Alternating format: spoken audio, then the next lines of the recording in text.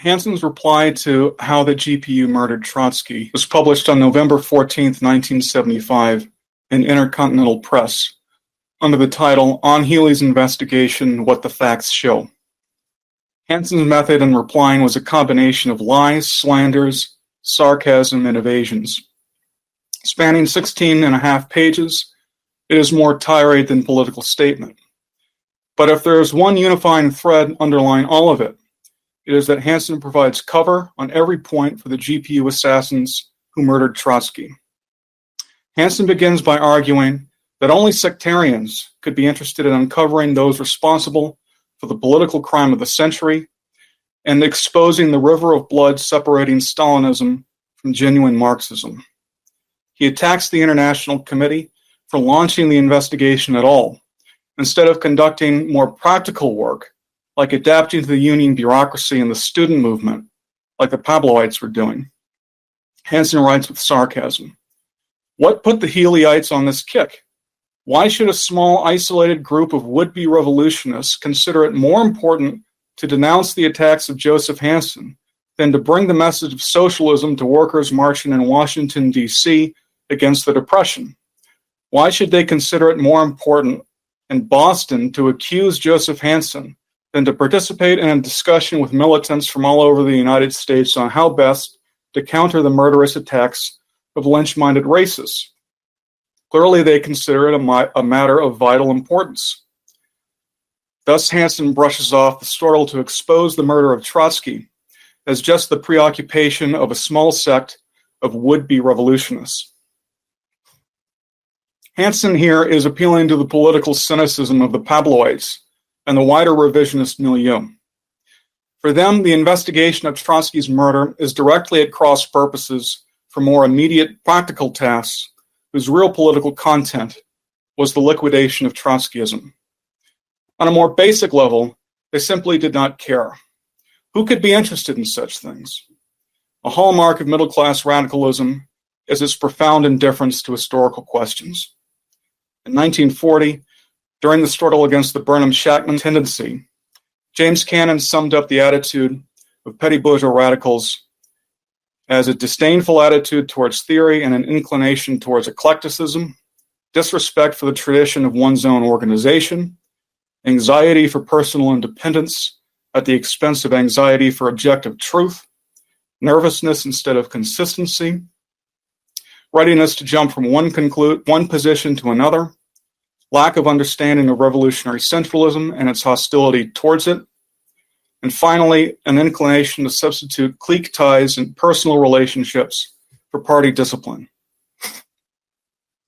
Hansen combines his dismissal of the investigation with a subjective attack on the ICFI, calling what he calls its fixation on security the result of paranoia and insanity. He continues to lie about the Workers' League's Control Commission inquiry into Nancy Fields, claiming there was no evidence whatsoever and that Healy had acted on pure suspicion. He attempts to connect the investigation with what he alleges is a history of violence and brutality against political opponents.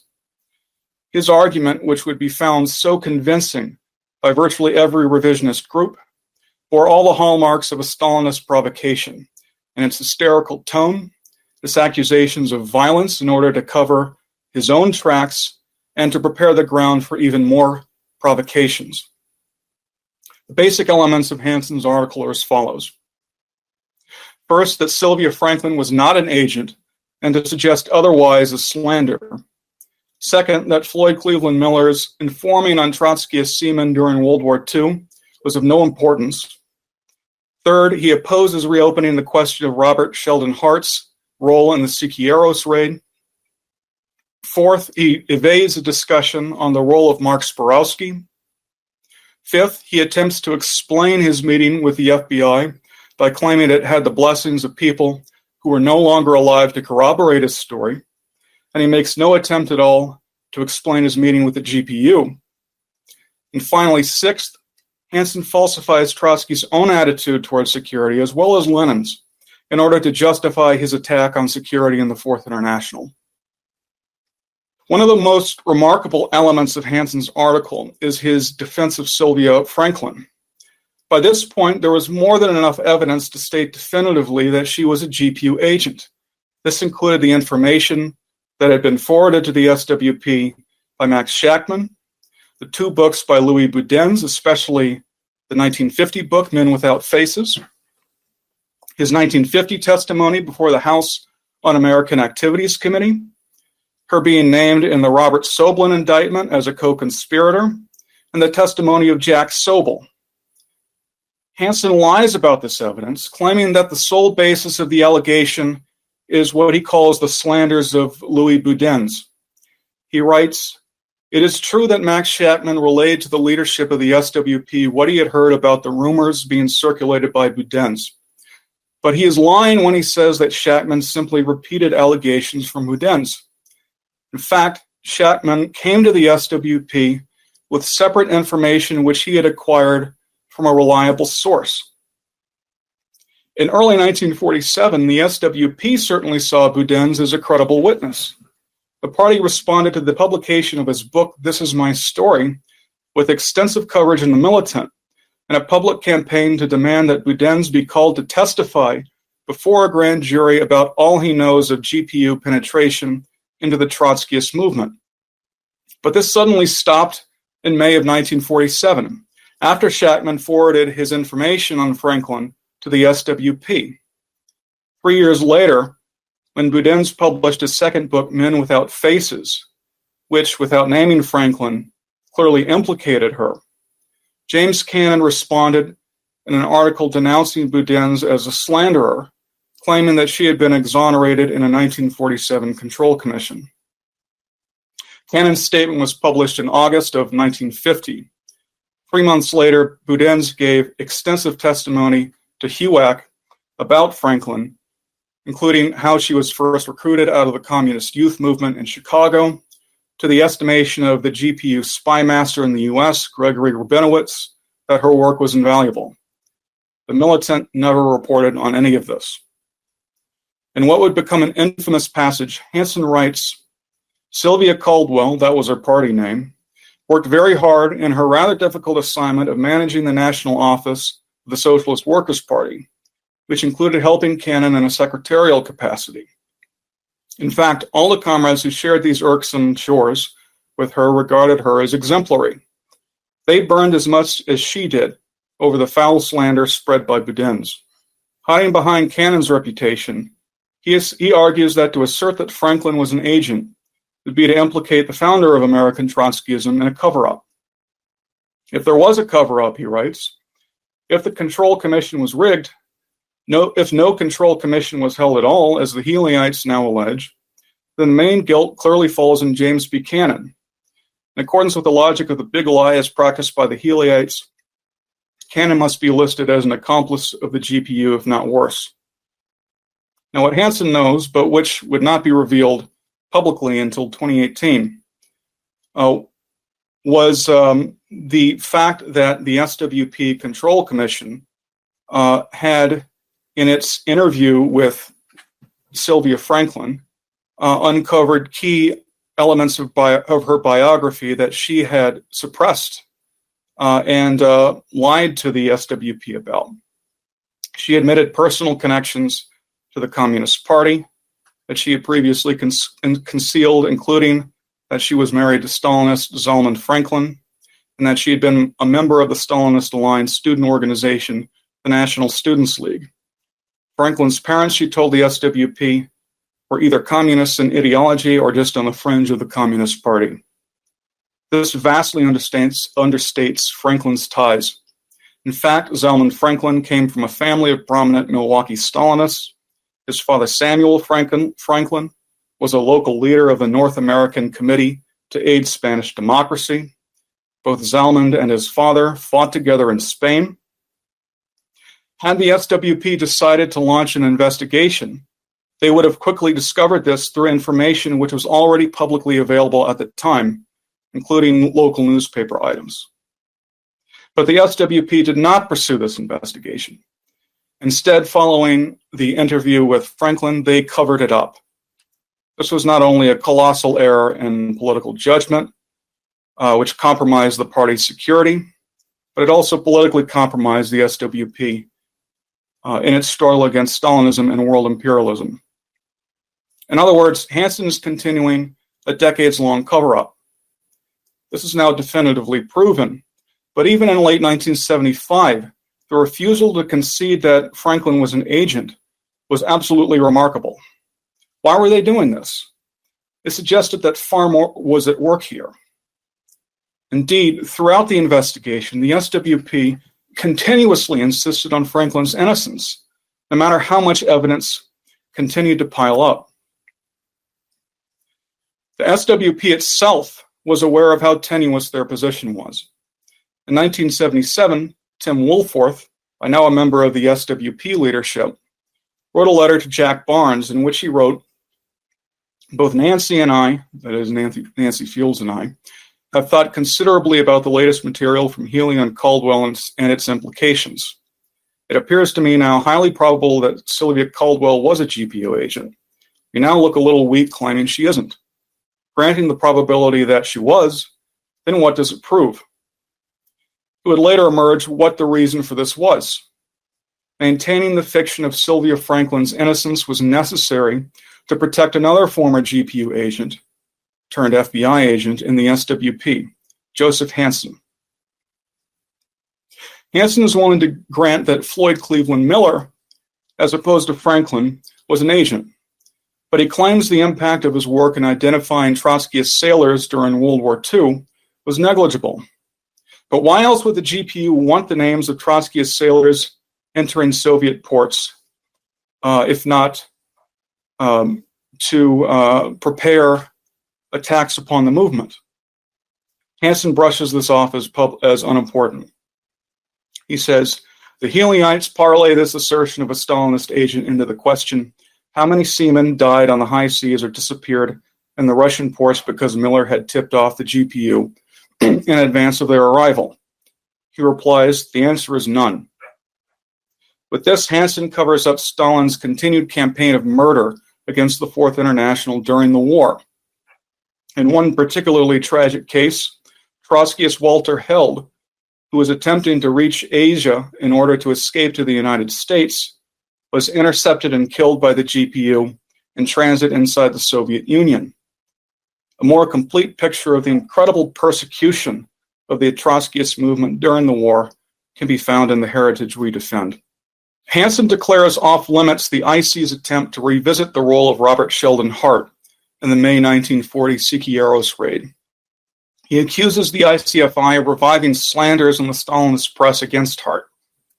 In the course of this, he waves away information that Hart's father was a personal friend of J. Edgar Hoover, that the FBI's operations in Mexico, or rather the operations of the consulate, were placed at his disposal to look for his missing son, that Hart had had an autographed photograph of Stalin in his room, and a Spanish-language dictionary signed by Siqueiros, the leader of the assault.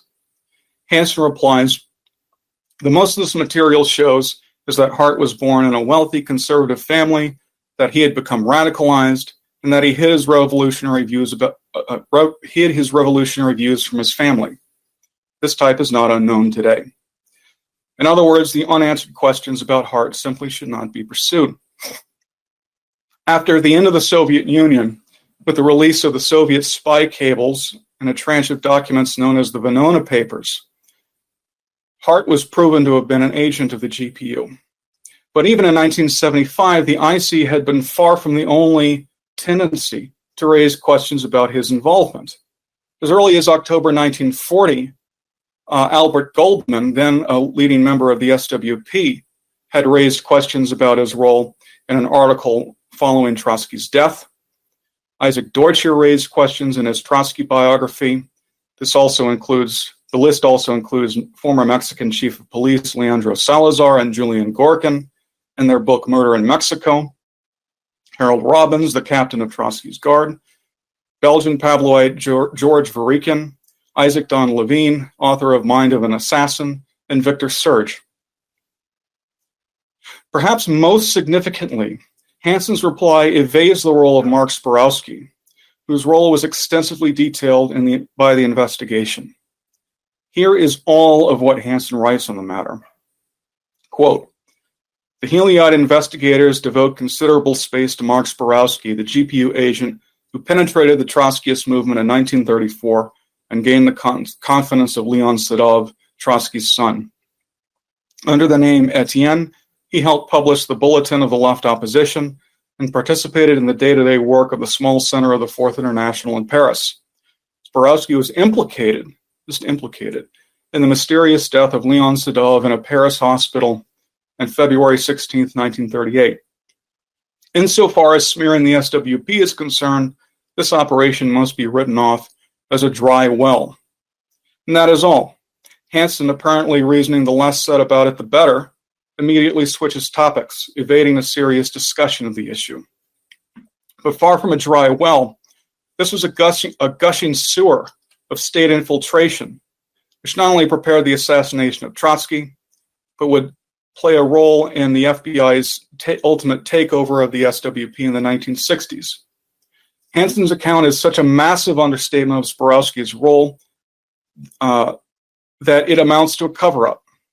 At best, Hansen is willing to admit Zborowski was only ever implicated as possibly being involved in the death of Sedov. This, too, is a continuation of a decades-long silence. Hansen and the SWP had failed to cover his testimony in the Senate and his perjury trial in the 1950s. One perfunctory article written by Hansen in April 1956 in The Militant views the publication of new information about Zborowski in the liberal journal The New Leader. Significantly, it was left to the New Leader to unveil this new information. Hansen downplays the revelations and presents Zborowski as a marginal, previously unknown figure. He begins, did Mark Zborowski, co-author of a popular ethnic study of Jewish life in Poland, participate in Stalin's organization of the murder of Leon Trotsky and his son Leon Sedov? He claims repeatedly throughout that there is no important new information about the murder of Trotsky, declaring that there is a paucity of new information and that Zborowski's own statements are vague. I think it's worthwhile emphasizing again, he pretends not even to know who Zborowski is, that this is somebody that he's just hearing about. He pretends not to have known about the Orlov letters, writing that the admissions were forced from Zborowski because of revelations that an unknown person had tried to warn Trotsky that the Kremlin had succeeded in placing an agent high in the organization of the Fourth International in Europe. Again, he knew about these letters. He also knows that Trotsky attempted to convene an investigation on it. In a May 1939 follow-up letter, Trotsky suggests that Hansen had not seriously pursued the issue.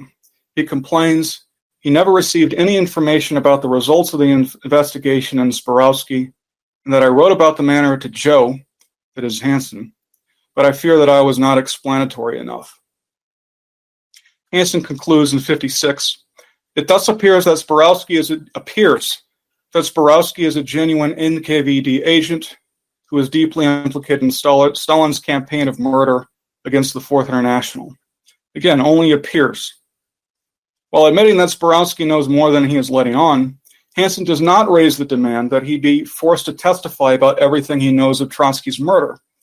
Instead, he blandly concludes the article, the little he has confessed adds one more piece to the mountain of evidence condemning Stalin as the most sinister figure that history has yet seen.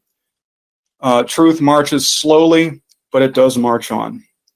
Finally, we get to Hansen's account of his on August 31st, 1940 meeting with the FBI in Mexico. Hansen starts, as he so often does, by deflecting. He points to times where Robert McGregor had shown up at Trotsky's villa in order to suggest that there was nothing unusual about his own meeting. But Trotsky's meetings were not held in secret, and the security in the Fourth International investigation had already dealt with them in its initial report. Hansen claims the practice of ingratiating himself with the American consulate came from Trotsky.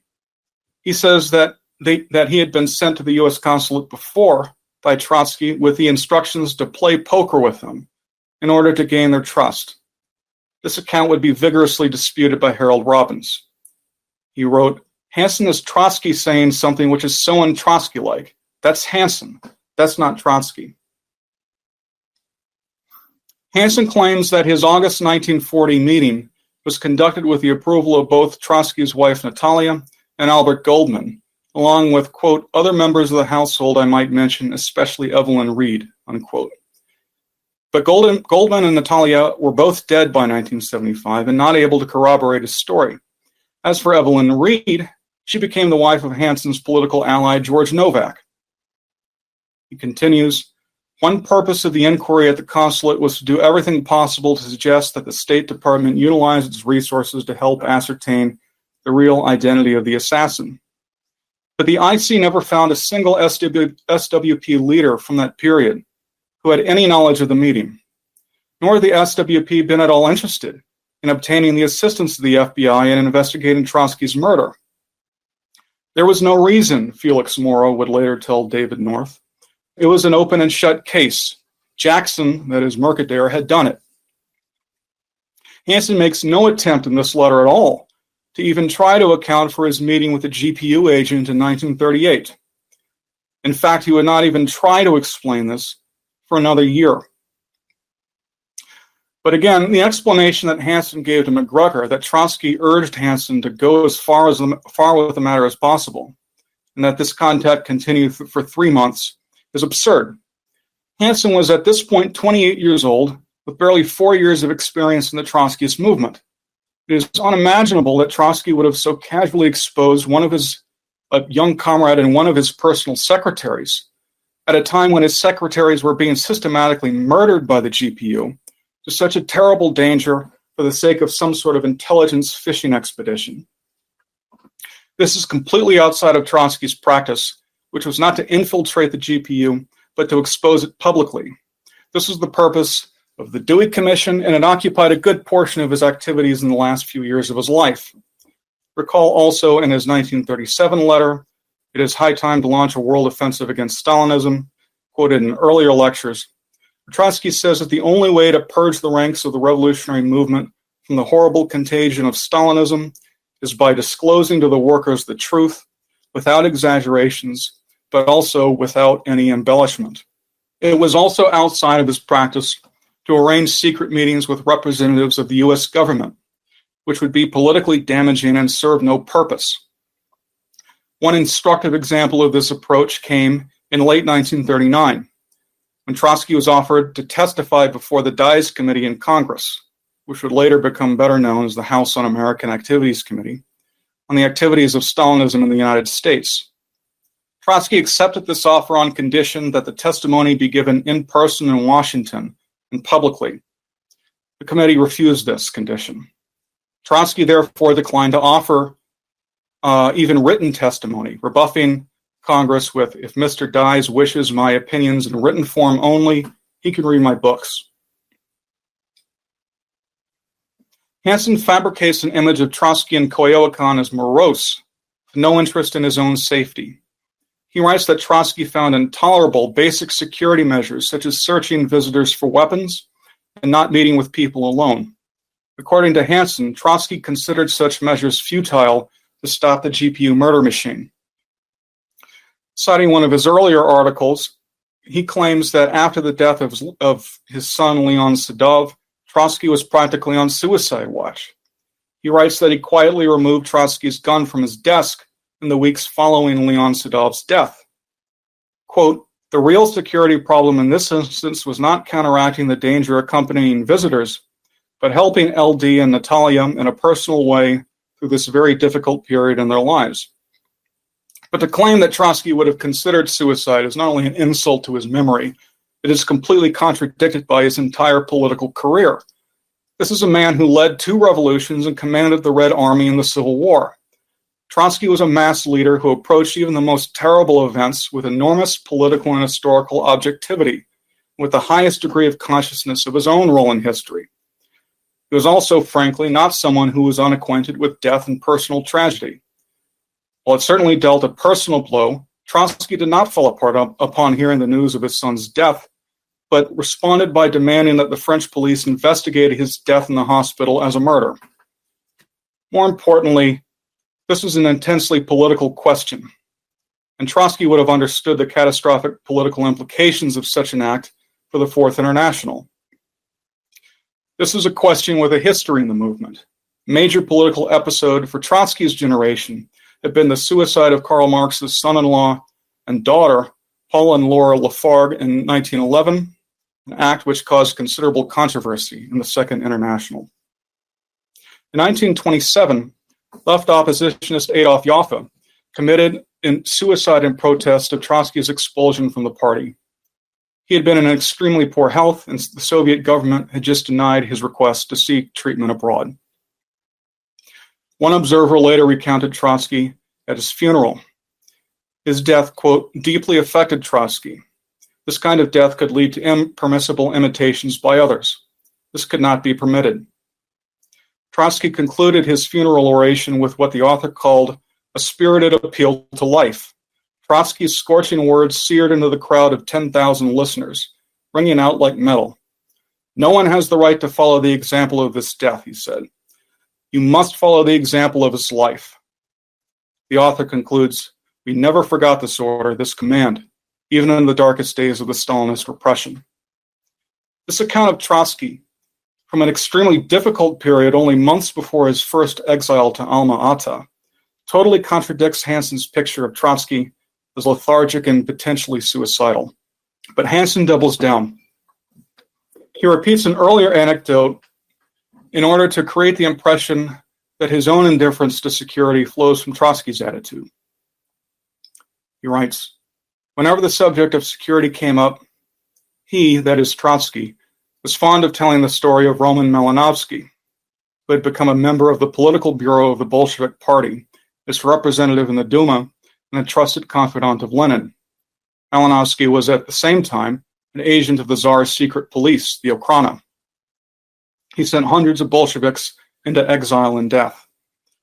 Nevertheless, Hansen says, in order to maintain his position of confidence, it was necessary for him to spread the ideas of Bolshevism. These ideas eventually caused his downfall. The proletarian revolution is more powerful than the most cunning police spy.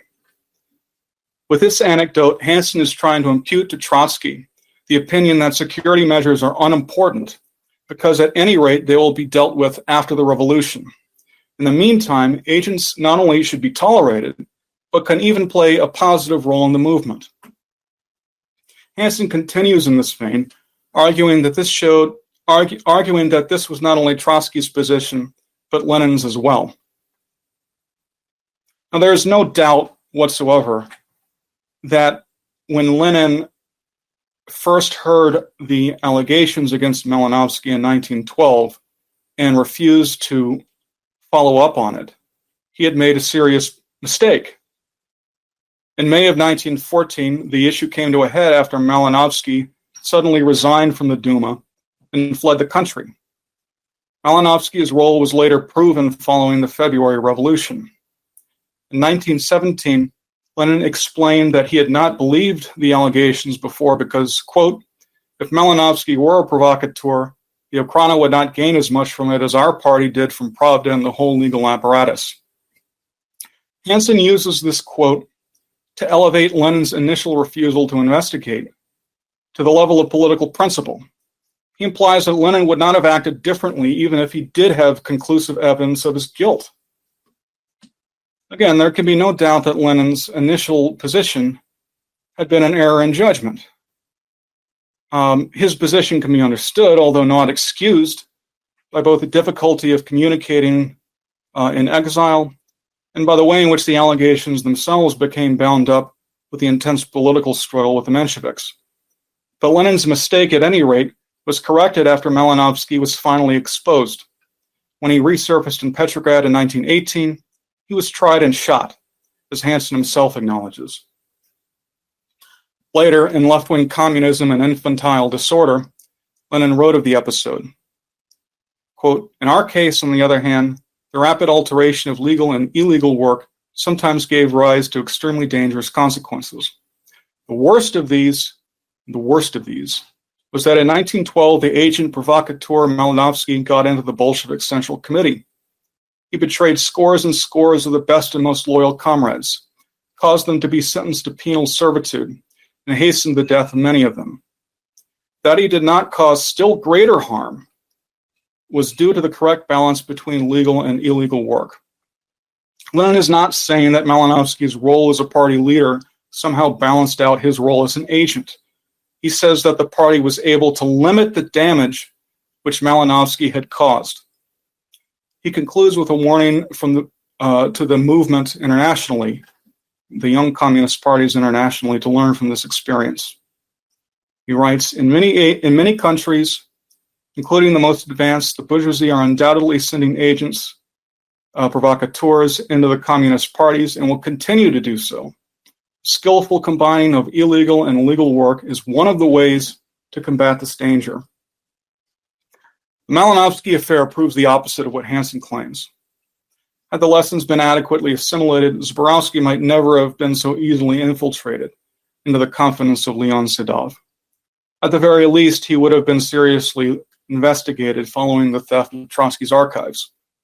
Without Stalin's prized agent in place, the GPU would have had a far harder time bringing Sedov, Trotsky, and others with agents and preparing their murders.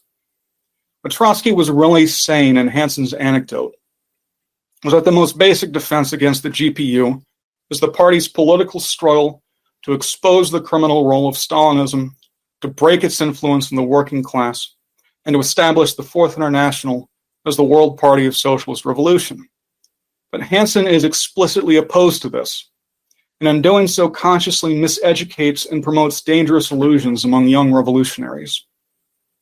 Hansen's misuse of the Malinowski experience to justify indifference to the work of Stalinist agents is a vulgar form of the Pabloite argument that what they called unconscious Marxists, a category which they claimed included Fidel Castro, spurred on by historical inevitability and in spite of themselves, could act as the agency through which the socialist revolution would be achieved.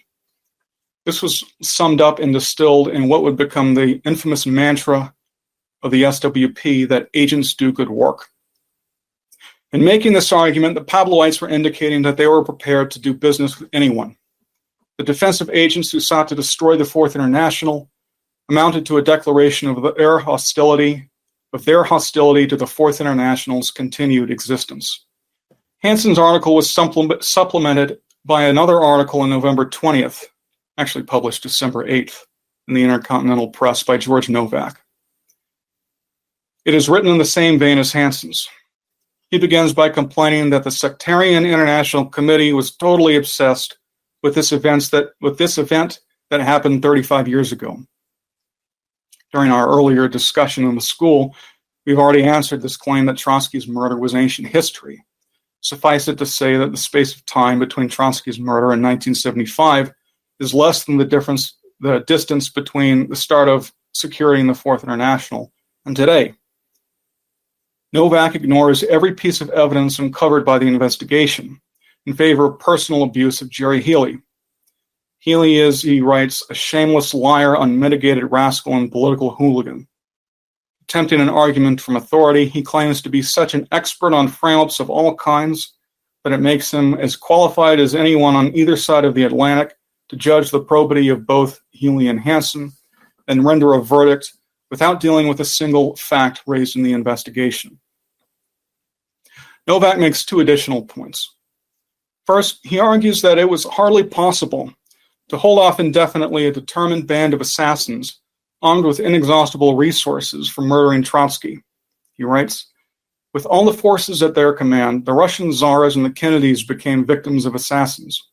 How could an isolated exile with scant resources and few friends in a foreign land have been expected to succeed where the entourage of these mighty heads of state had failed? In other words, Novak says it was impossible to ensure Trotsky's safety. This defeatist attitude is refuted by the facts themselves uncovered in the investigation.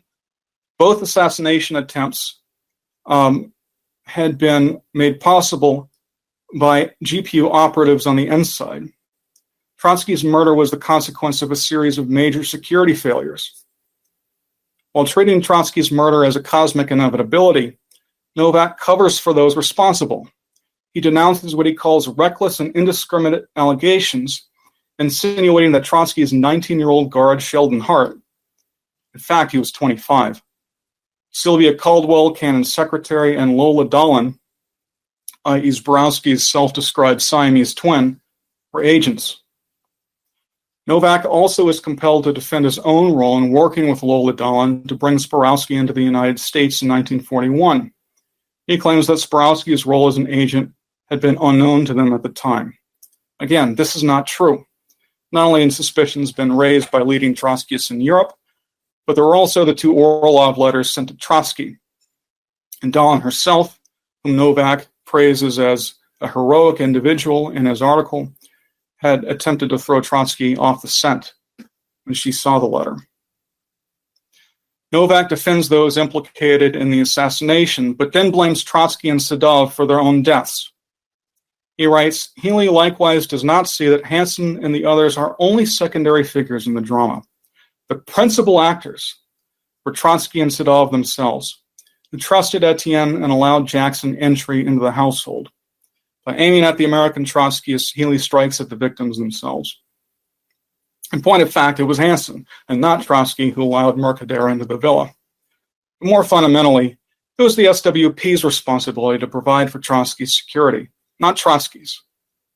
Novak's argument amounts to a revival of the Stalinist theory of self-assault, blaming Trotsky himself for his own murder in order to distract from the actual role played by GPU agents. The response of the SWP was to systematically bury the findings of security in the Fourth International. In doing so, it was openly covering for the role of GPU agents. On December 23rd, 1 month after Hansen's article was published, Harold Robbins sent a letter to the SWP leadership, urging it to repudiate the inexcusable and politically criminal response by Joseph Hansen.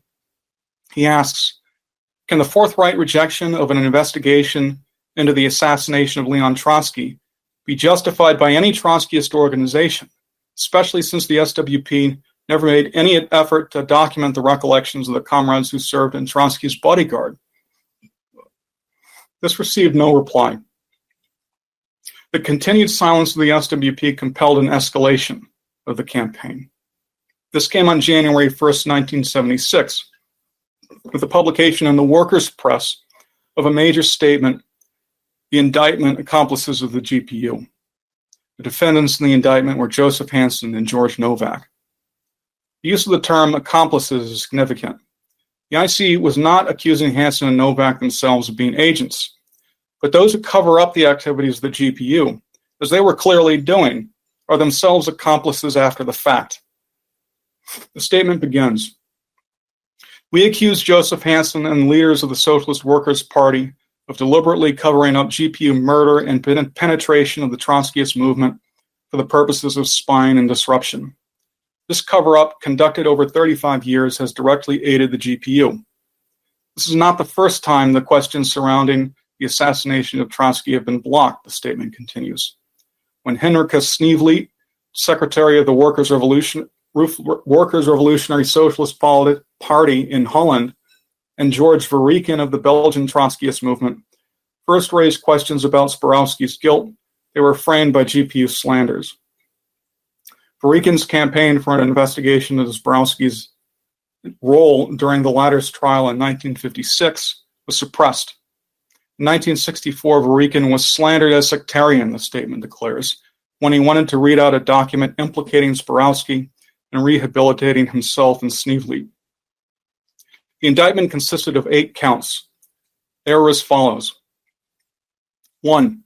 That for 37 years, Joseph Hansen has suppressed from the Trotskyist movement details of his personal contacts with a GPU agent known as John, later established as Gregory Rabinowitz, in New York in 1938. 2. Joseph Hansen and George Novak have deliberately created diversions and slander campaigns to prevent a full-scale inquiry into the security at Coyoacán, where Trotsky was murdered on August 20th, 1940. 3. Joseph Hansen and George Novak have protected and covered up for Sylvia Franklin, GPU agent in the Socialist Workers' Party who became personal secretary to the late James Buchanan throughout the 1940s. 4th, Joseph Hansen has contrived to prevent an inquiry into the role of Robert Sheldon Hart, the guard sent by the SWP's New York headquarters to Trotsky's household in April 1940. Fifth, Joseph Hansen has suppressed the fact that in 1941 it was the Socialist Workers' Party who helped bring Stalin's #1 anti-Trotskyist agent, Mark Zborowski, into the United States from France. Six, we accuse George Novak and Mrs. David Dahlin, Lola Estreen, of admitting the GPU spy Mark Zborowski into the United States and reintegrating him into the top levels of the Fourth International, although he was gravely suspect, and then suppressing this fact for 35 years. Seventh, Joseph Hansen has deliberately covered up the GPU spy career of Floyd Cleveland Miller, the U.S. Stalinist who tapped James P. Cannon's home telephone for a year before joining the SWP to become a leading figure in organizing Trotskyist seamen. 8. George Novak accuses Leon Trotsky and his son Leon Sedov of responsibility for their own deaths. This is the most monstrous lie of all, the indictment reads, a lie which Novak has taken directly from the GPU. Why does Novak blame Trotsky and Sedov for their own deaths? It concludes. Trotsky gave the answer to this question in 1940 when the GPU employed the slander initially. It was necessary at the same time to distract, so far as possible, attention away from the GPU, without, however, tying one's own hands completely. The indictment continues. On 3 separate occasions during 1975, the International Committee of the Fourth International demanded that Hansen give answers to questions relating to revolutionary security of the Fourth International. His reply was an outright refusal, accompanied by an unparalleled campaign of lies and slander. By refusing to answer, Hansen aids and abets those who killed Trotsky. His children, his secretaries, the old Bolsheviks, and countless revolutionists, the GPU. Every attempt over many years to establish the truth of the GPU murder and penetration of the Fourth International has been blocked. A clear method emerges. Touch the question of revolutionary security in the Fourth International, and you immediately fall victim to a campaign of the ugliest slander, gossip, and lies. It is the language of the GPU and its accomplices Hansen and Novak. The indictment ends. The International Committee of the Fourth International will not be intimidated by Hansen's slanders. It is bigger than Hansen's and the GPU's lie machine, since it represents the historic continuity of Trotsky's struggle to build the Fourth International as the world party of socialist revolution. The GPU and its accomplices like Hansen cannot suppress the truth any longer.